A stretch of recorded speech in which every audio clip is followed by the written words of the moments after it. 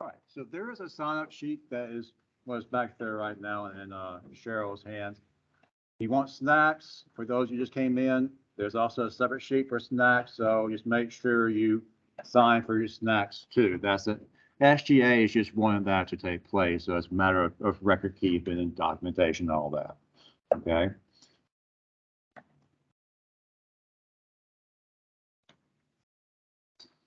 So once you sign in, once you get your snacks, go ahead and have a seat. And I'll go and get started. It's 12:15. So welcome to today's talk, the dynamic role of women in comics. With this talk, I want to focus on just a little bit more than just what the little poster y'all saw was put up. It did show a few women who have had a prominent role in what's been going on in the comic book industry in some of the earlier days themselves. And we're going to get to them later on. But I did want to focus on characters too and go through just looking at how women have gone through this growth as far as how they're presented in comic books themselves. So with this being Women's History Month, I thought it'd be a nice means to kind of, focus on women as far as how they're presented in comic books, which is a big passion of mine itself. And so at one time I wanted to go in the comic book industry myself, become a comic book artist and even a comic book writer. That didn't work out. So here I am now, talking to you about comic books. Okay? So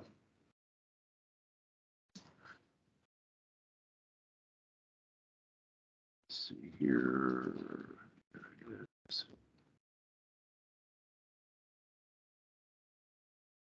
All right, so the dynamic role of women in comics.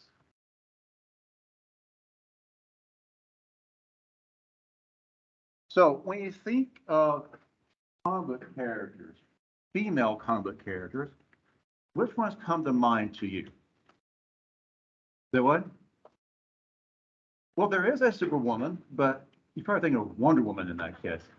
Yes, Wonder Woman, who's most iconic of all the women's superheroes themselves. There is a Superwoman, but that she's not as commonly focused on in the comic books, and there's more than one Superwoman herself.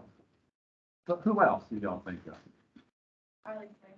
Probably Quinn. Okay, she's a prominent figure in comic books now too. Started off in the Batman anime series in the 1990s, and gained her popularity just skyrocketed after her first appearance, and then made her way into the comic books right after that. Okay. Wonder Woman. Spider Woman. I'm wearing That's her. right. And she's actually one of my favorite female superheroes from Marvel Comics. There's another one, but I want to get to her in just a moment too. And so there are a lot more. And if you think about them, among them, you will see Wonder Woman, Black Widow, surprised no one mentioned her, especially from the Marvel movies themselves, and even Captain Marvel. So Captain Marvel herself, who has gone through a big transformation throughout the comic books and Marvel Comics themselves. Originally, she was Ms. Marvel, and later on, Captain Marvel. And that transformation itself, kind of cringeworthy. And I'll get to that in a moment. But these are just characters that we are really familiar with now because they're so much ingrained into our pop culture that, we love them. In fact, with the characters that you mentioned, why did you mention them? I mean, why do you like them? Why would you like Wonder Woman, for instance? She's popular. That's a big reason. What else? Cool powers. Cool powers. So the coolness factor there itself. I mean, she can kick butt. Kick major butt, and she can go one-on-one with Superman himself, and not many other characters can do that sort of thing. So she stands out, and she's this warrior, Amazon warrior. It's like, Oh, we heard it dark out. So, there's that degree of toughness with her. And that's the same thing with like the Black Widow. There, she has a very badass stance right there. It's like, don't get in my way. Going to fight with Wonder Woman, it would be kind of a short fight there itself, but still, you don't want to mess with her. Anybody ever watch the first Iron Man movie? We actually see the first appearance of Natasha in the Marvel movies themselves, and my favorite scene out of that whole Iron Man 2 movie, and that says a lot right there, was when she's going down that hallway and fighting those bad guys and just taking them down one after the other. There's some cool stuff going on with that character. It's very casual on the hallway, right in the face of that last guy's face. Like he can't really beat her. And there's Happy off in the side still fighting with one guy. Really establishing a distinction as far as how she stands out. And even Captain Marvel. I can't say the movie version is my favorite depiction of Captain Marvel, but still, she is a very strong character. Very strong character. And it's a shame what they did to her in the early release. So, but that's the thing about this whole talk, where we look at some of the journey of women in the comic books, which become a reflection of a journey of women in life too. Because the way that women are depicted in the comics becomes a reflection of how women are treated in life as well. And you look at one of the first female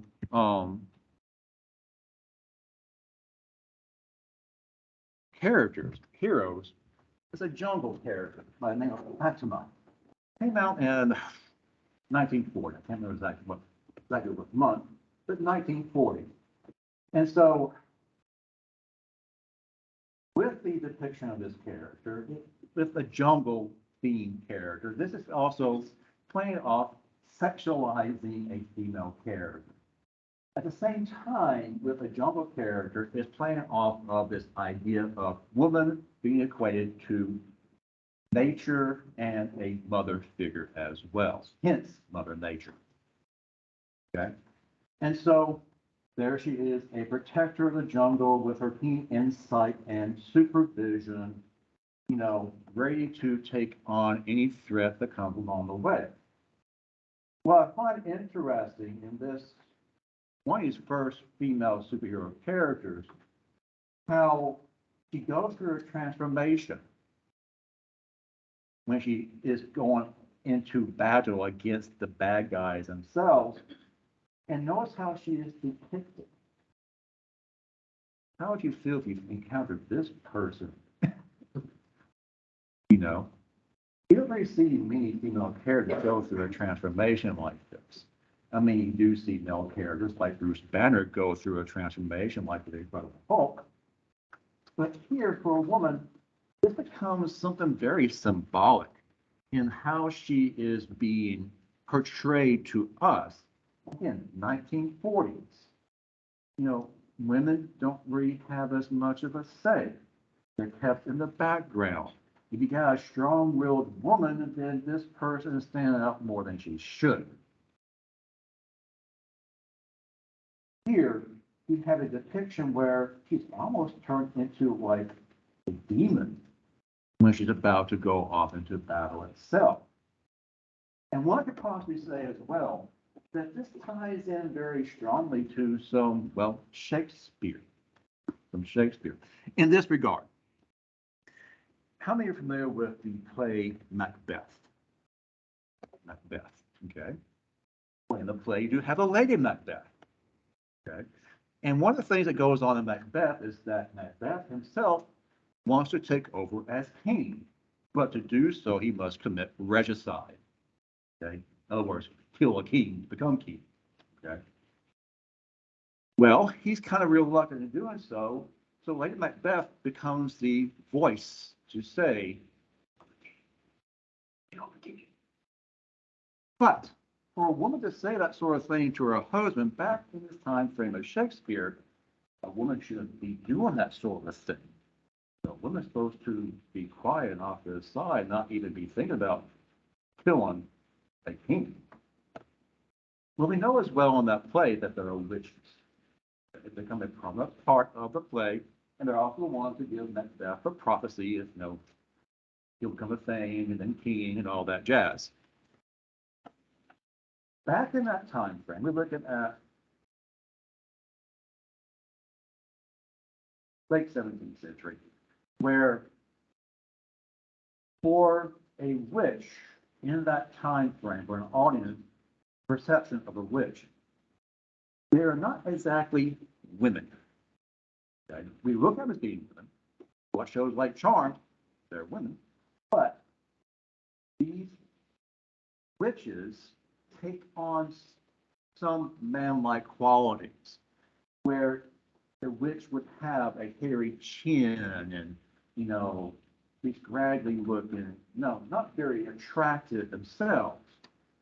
And so, as such, because of the unattractiveness and the somewhat man-like qualities, it was a belief that they were, as even is said in the play, they are unsexed. They're no longer male, no longer female, but have some attributes, some male attributes, because no self-respecting female would behave this way. And so when Lady Macbeth in the play says she is going to unsex herself, she is in essence saying that, oh, I'm removing any sort of female qualities about myself, and as such, taking on some witch-like attributes and qualities. Not becoming a witch, but she's going through this process because it now becomes more of a reasonable and logical process for a woman to actually tell her husband, kill the king, because now she would no longer be a woman. And so for Fatima, we're seeing some of that concept put into place here, where she is in essence unsexing herself to present this other persona that can take on a threat. Okay? So it's not uncommon to find aspects of literature being brought into comic books. Dan Lee and the writers at Marvel Comics, oftentimes they tell aspiring writers, very, kids, young adults, say, I want to work for Marvel Comics. How can I become a writer? They'll say, read, read the classics, read literature, see how other writers develop characters. They drew a lot of influence from Shakespeare and other literary works themselves in a lot of Marvel Comics, storylines themselves. Now, this is not Marvel Comics, don't get me wrong. Okay? This is a wholly different company altogether. But we're already looking at a number of characters from Marvel and DC as we go through the process. But I want to bring her up because she is one of the first female, quote-unquote, superheroes in comic books. She's not popular by any means, and because she's not really been published in a while and doesn't really have a company that's really portraying her, she is now public domain, which just means fair game for anybody to use in their stories. Okay? Characters when you have a company that has characters, they have a copyright on those characters, and copyright you one out, and those characters become public domain. Okay. So, with the idea of Jungle Stories, they continue. You don't see this character go through any sort of transformation. But Sheena, Queen of the Jungle, all have their own, still around. Shannon the She-Devil. They have the Jungle Stories themselves, sexualized and not turned into these sort of demon-like creatures as a process here. And there they are hanging out with cats. Okay. That's kind of a stereotype too. Yes, you kind of call them crazy cats right usually anyway. But these are big cats. You don't want to mess with those cats. So, but still there's probably an idea of a sexualization of a female character, but still tying the character to a jungle element, which is then equated to nature, mother nature. Okay. Now,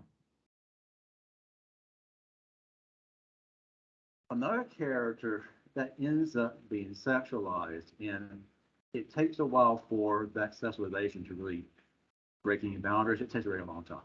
But Wonder Woman.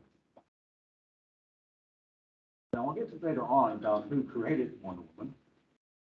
But in the early days of the character, one of the main ways that it was at first said the best way to, well, her main weakness, like I say, the best way to contain Wonder Woman was to bind her up. Okay. Guess who oversaw the stories? Yeah. But there were female writers, and we'll talk about that in a moment too. But they were, told what they could and could not do in stories too. And so, and they just speak out as far as various bondage scenes that you would see that were very subliminal or subtle. There is like more than one cover to the early days of the Wonder Woman comic books, where I hear one in particular where she's strapped down to a bomb that's fallen to the earth. Her hands are tied like this behind the bomb, going around the curvature of it. Her legs are wide open, and there's a bomb protruding forward. You get the idea. Okay. Sexualized imagery. So subtle, subliminal, there. Okay. Goes back to the men. Goes in the Hollywood. Okay. And so that places Wonder Woman in a submissive role, controlled role as well. And it says a lot there about how, even though she is a strong woman, you still have this fear of a strong woman in a male society. It'll take a while before Wonder Woman even actually comes forward and be more of a face of being for feminism and being a strength and such itself. It'll take even like getting up to the late 70s, even to the mid 80s, for even groundbreaking stuff starts to happen. But she still becomes sexualized as it goes on that too. Under even storylines there, late 60s, early 70s, where Wonder Woman loses her superpowers. But she's still a prominent figure, but she's out there as a spy wearing an all-white jumpsuit and has to be trained by a Asian martial art master to become fight worthy enough to go out there. But my thinking was, she's an Amazon. What more do you want? Amazons kick butt. You need martial arts. So, but still, the diminishing the role of Wonder Woman because of her powers becomes a recurring theme for a while until we get into the 80s themselves. In fact, in the 1980s, you have an artist and writer by man George Perez that really shows the strength of Wonder Woman in the world itself and shows how she's not only a figure of strength, but also a figure of peace, going hand in hand together.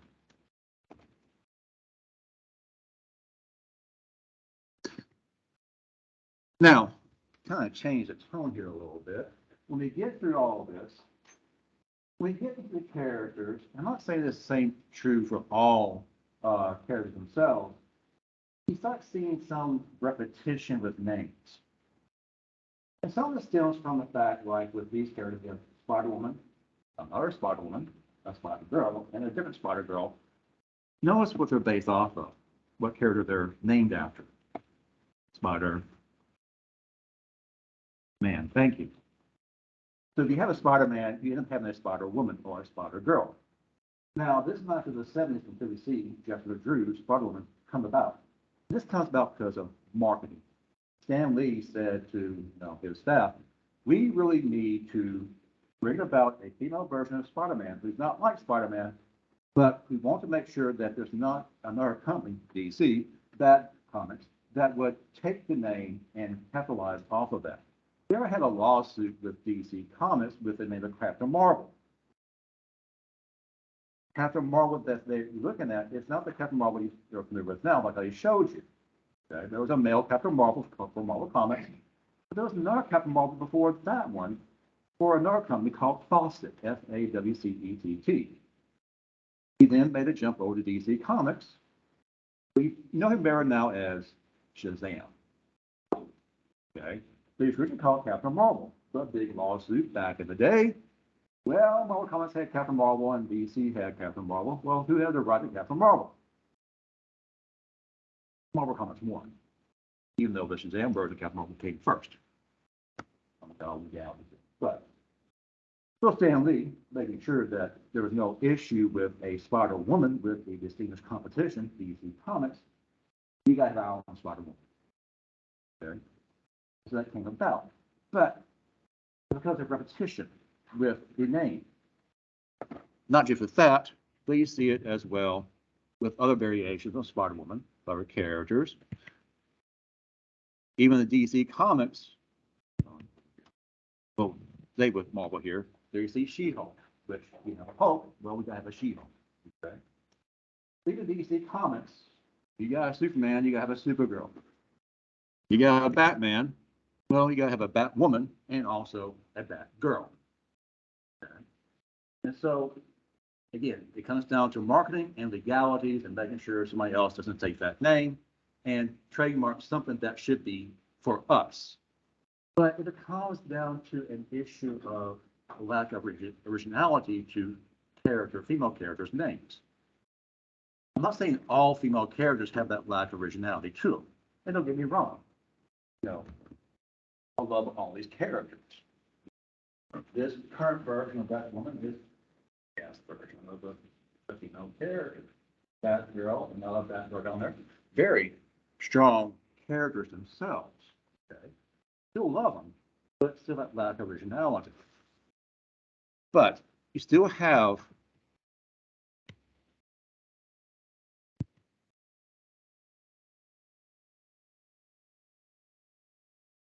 a whole slew, and this is DC and Marvel, of all these various characters.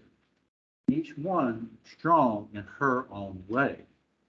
Okay.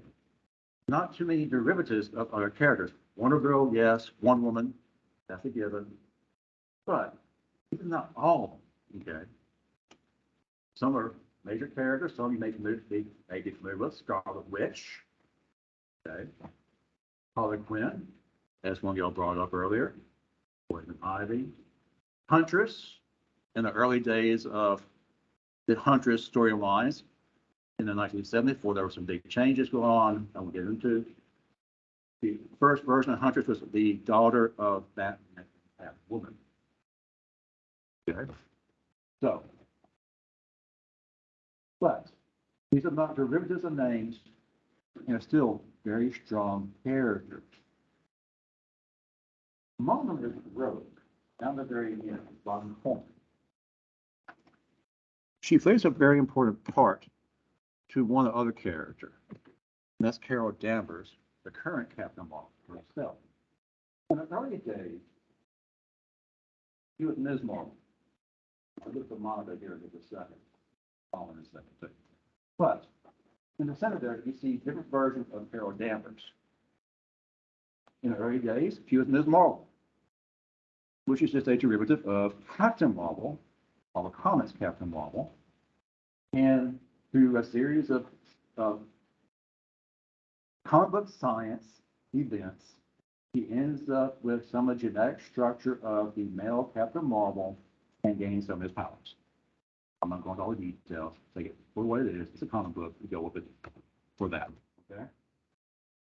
But he has some of the attributes of Captain Marvel with his abilities, his super strength and flight and all that jazz. He was not part of the Avengers. And there is one Avengers story at issue 200, a very big milestone for Avengers, where this is a cringe-worthy part that I mentioned earlier, where essentially this bad guy comes around by the name of Marcus, has kind of like godlike abilities. He brainwashes her, and on certain terms, rapes her. She has a child that all of a sudden just kind of sprouts out in unnatural means. rapid growth, gives birth, rapid growth, grows up to be an adult. The Marcus originally that brainwashed her died. This new Marcus, who looks like the original Marcus, still brainwashing her, makes her fall in love with him, and they leave. It's very awful. It's very awful. And it's not a way to treat the character, okay? So there she leaves with that character, Marcus, this two, Junior, you know, and they leave. And she comes back later, having left the Marcus Junior. And the storyline that involves Rogue, who was once a bad guy. Rogue steals Captain Marvel's memories and her powers. Okay? And so it's not a good day to be Carol Danvers. Okay? And there are writers who, one of them is Chris Claremont. His name for fame is that he wrote several of the classic Uncanny X-Men books from the 1970s and 1980s. He brought the X-Men into the fame that they deserved back in the day. With him was an artist by the name of John Byrne. Look at him in a moment. But he said, that really is a sucky way to treat this character. He brings her back, Carol Danvers, and finds a means to get her memories back through Professor X, who's a psychic. And once she gets her memories back, she waylays the Avengers for a sec. Why the hell did you let them do that to me? So they kind of sat to the side and let her go off like that. But she has no powers and ends up as binary there by this character right here. And it comes back later on, but I'll give all the details of what happens there. But we do see the middle version of Captain Marvel there, because you can thank the movies for this version. Because now it's time for Carol Danvers to be in the movies, and we can portray her as a strong character without sexualizing her in a kinky outfit. And it goes back to her military roots too, because Carol Danvers is also part of the Air Force, just like in the movies. And so there's kind of a military aspect to this per costume that plays into the Kree alien storyline that goes on with those stories too. But what a quick note here is this version of Captain Marvel. This is the first female Captain Marvel in the comics, 1982 in the Amazing Spider-Man annual. She appears. And she's also from the state, Louisiana. Okay. And so we now have our first female Captain Marvel, who is also African American. And she also, not long afterwards, leads the Avengers. So we're seeing with the coming in of this Captain Marvel some growth as far as depiction of women in comic books. This is the early 1980s. 1980s becomes a very big moment for women because you're starting to see women coming out more on their own and coming more on the forefront as far as, you know, having more say, be in charge, you know, something that's not placed on the sidelines. It becomes a big current ongoing theme with DC and Marvel Comics throughout the 60s and 70s. Now, keep in mind, Ms. Marvel did have her own series back in the 1970s. And so you did have that going on, too.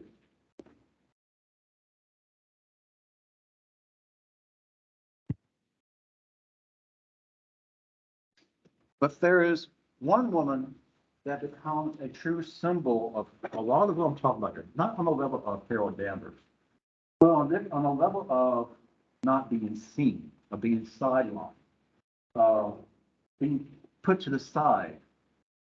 She's also a Marvel character. And she first appeared in Fantastic Four #1 in 1961. Anybody know what I'm talking about? You what? Invisible Woman? Now she is. But at first she was the Invisible Girl. Okay. Let that soak in for a moment. Here you have 4 members of the team.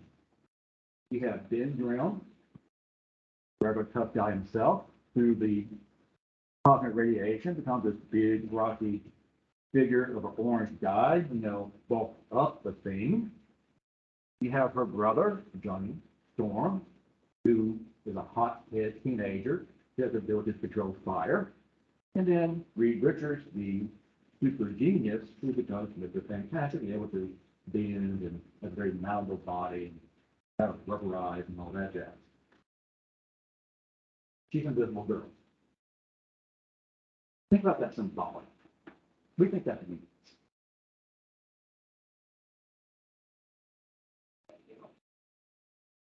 Say again? Partly, yes, yes. Anyone else?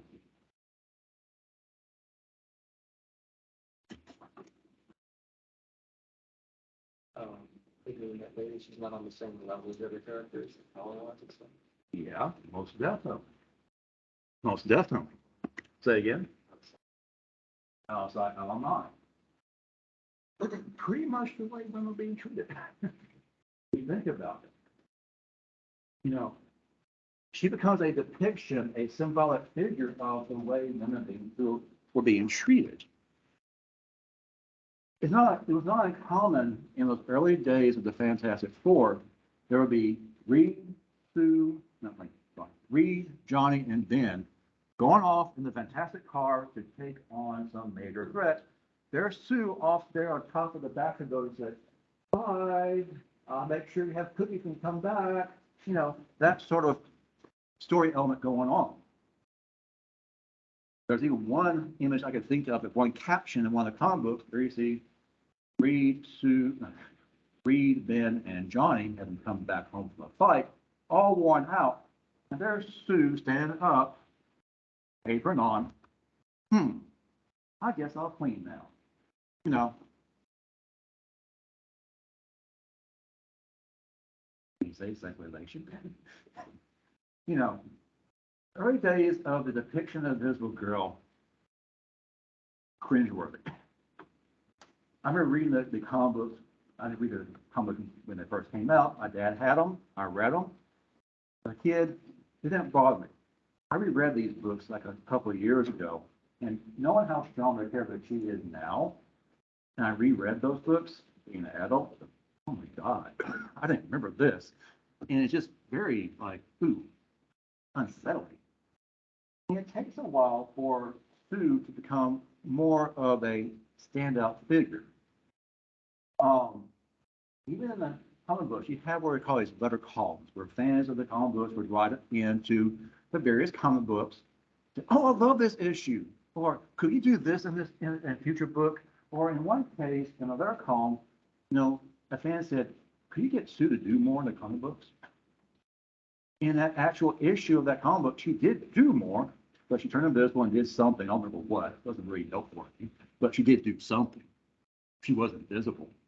But, and as the storylines progress and the comic books themselves, well, Reed and Sue get married, and guess what happens when you get married? You have a kid. And once you have a kid, guess what happens to Sue? She's sidelined again. Okay. Went to get a nanny by the name of Agatha Harkness. Y'all ever watch WandaVision?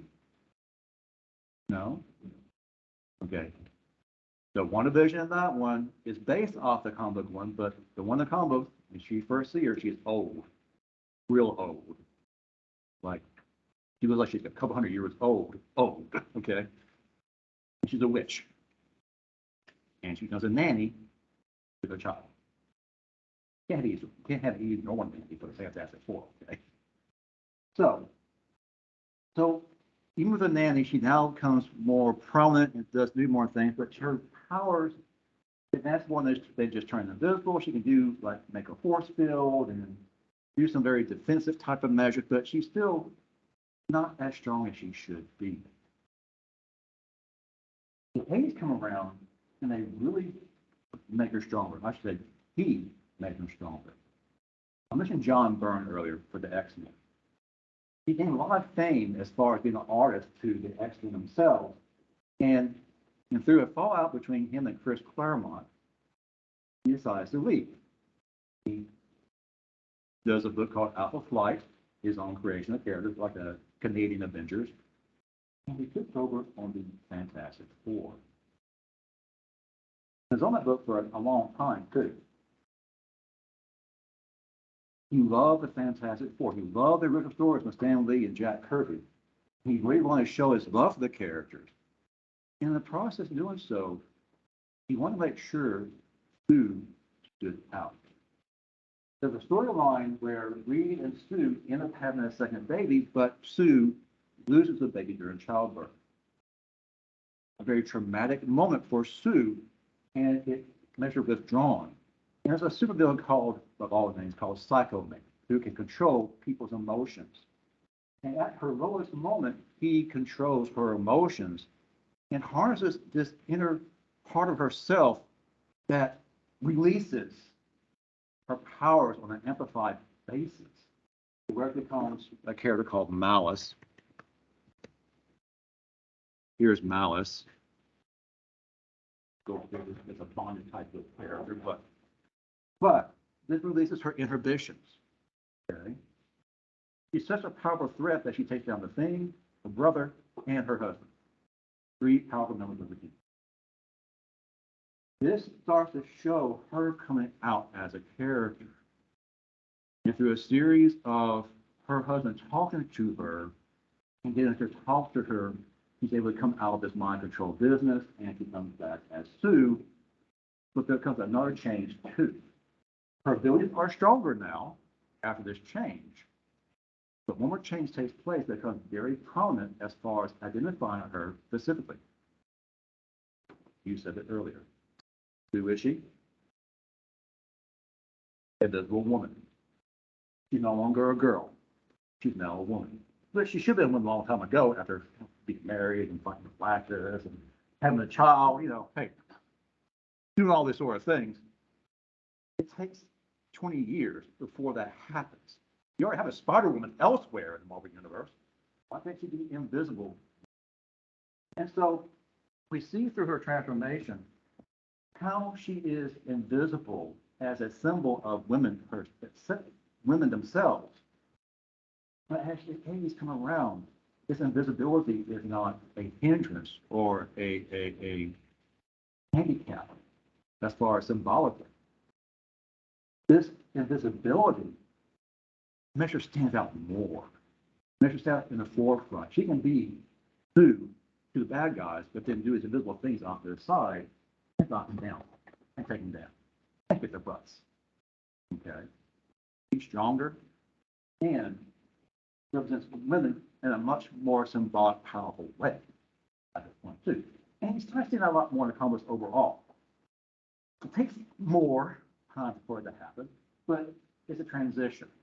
But Sue becomes a very strong symbolic figure for how women are growing in comic books themselves as being strong figures that they can take on major threats and not need a guy to do it. Okay?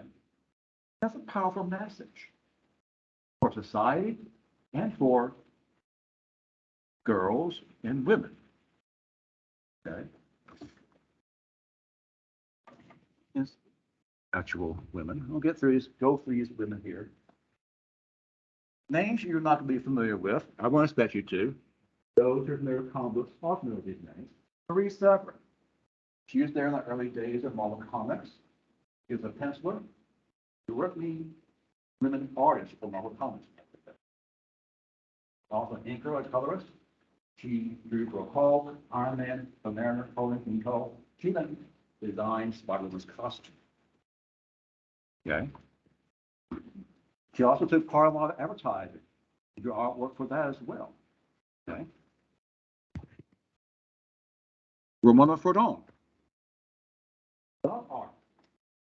He helped revamp the look of Aquaman to make him look more like a Hollywood movie star type character. And then you may not be familiar with Troy Donahue. He was a major blonde heartthrob back in the 50s. Okay. Well, guess what? Aquaman in the comic books is blonde. So she matches up the Hollywood actor with Aquaman to make him be more of this heartthrob kind of a character. He reads in characters like Aqualad and a character I'm sure you're not familiar with, Metamorpho. He's not handsome, but he's a popular character at one time. So she's very instrumental in creating new characters for DC Comics. Okay. Elizabeth Holloway Marston. She's a wife to William Moulton Marston. They both created Wonder Woman. They're both psychologists. And they both took part in the early version of the lie detector as well. And they based Wonder Woman off of a person they both knew.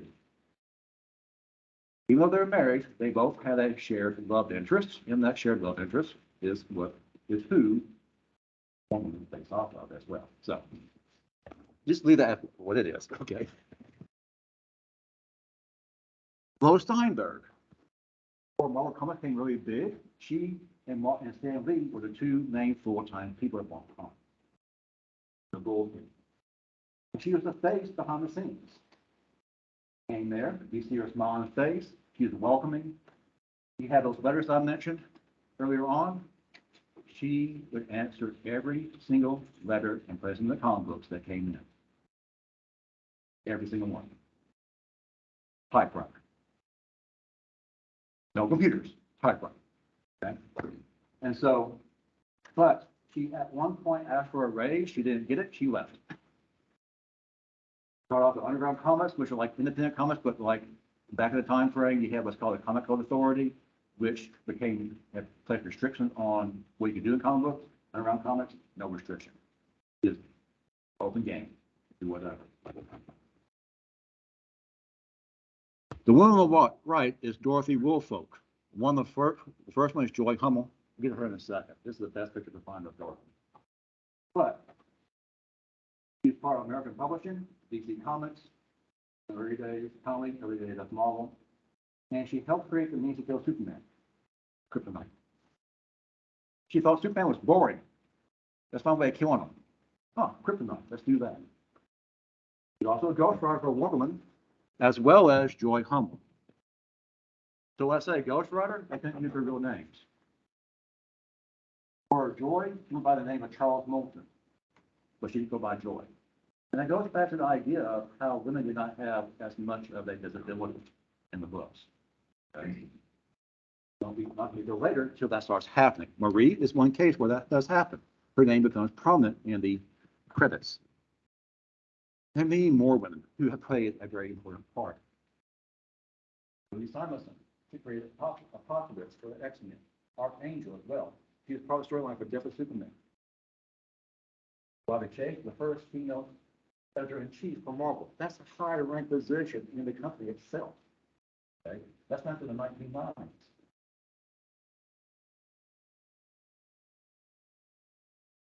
And you have these other figures, among them Jeanette Kahn. No time for it now. Jeanette Kahn. In 90s, 80s, she becomes a publisher and then DC president of the company. And by the end of her 26 years at DC Comics, she brought in more diversification with staff. By the time she left, about half of the staff at DC Comics was female. In a male-dominated field, you start to see more women brought into the comic book industry during her time frame itself. More artists, more writers, more editors, more everything. Okay. And so this is a small sampling of the number of women who played a part in the growth of the industry themselves. Even Cynthia Martin, when Marvel Comics first had Star Wars, she was like the first female artist to draw for Star Wars.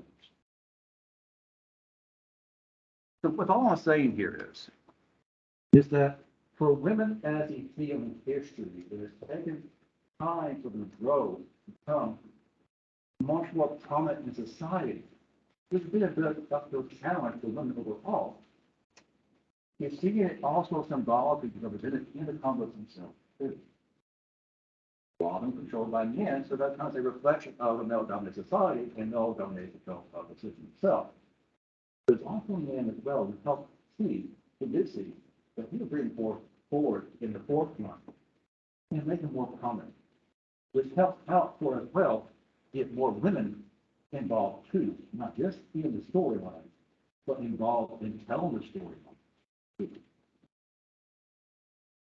So the growth in history is reflected in what we see in our pop culture.